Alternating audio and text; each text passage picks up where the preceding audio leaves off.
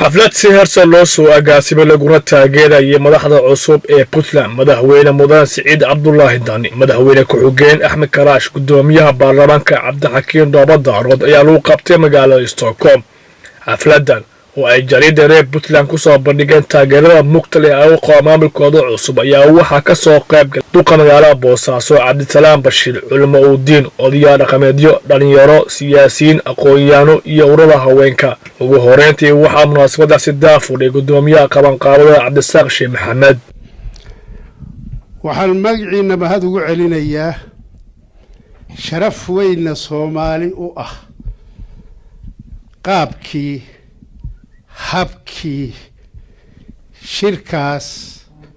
labada madaxweyne ama labada maamul ay isku bedeleen waxaan magaciina ku bogaadinayaa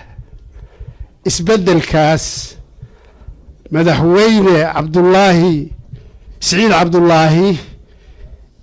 iyo madaxweyne ku-xigeenka Axmed Cilmi Karaash iyo gudoonka baarlamaanka Cabdixakiin iyo labada ku-xigeen waxaan leeyahay markaa guul baan inoo rajaynayaa dhammaanteen sidoo kale waxaa goobtaasi hadal ka jeediyay duqa magaalada Boosaaso Cabdisalaam Bashiir farxad weyn bay tahay inaan caawa ka soo qayb galo munaasabadatan anigoo reer Stockholm waa ku faraxsanahay haddii aan inta taa uga gudbo hadda wax badan oo hadal halka kama banaana waxaan u maleynayaa waxay ahayd inaynu soo dhaweyno madaxda cusub ee dawladda Puntland gaar ahaan madaxweynaha dawladda Puntland Dr. Siciid Cabdullaahi Dani madaxweyne ku-xigeenka Axmed Cilmi Cismaan Axmed Karaash oo muddo sanad iyo xoogaa aan golaha wasiirada ku wada jirnay si fiican aqoon gooni hoose u leeyahay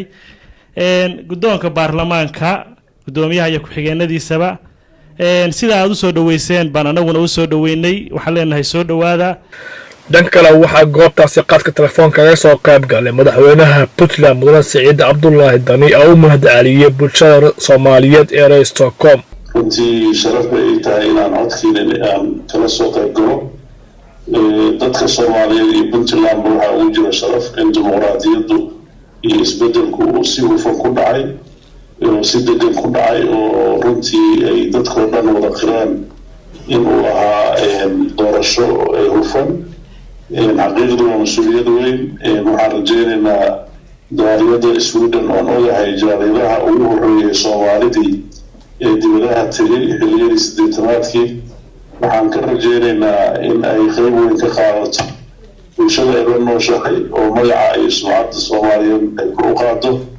deegaanadii iyo dalkii Soomaaliyeedna iyo dadkii kasoo jeedeen ay maaragtay qayb weyn ka qaataan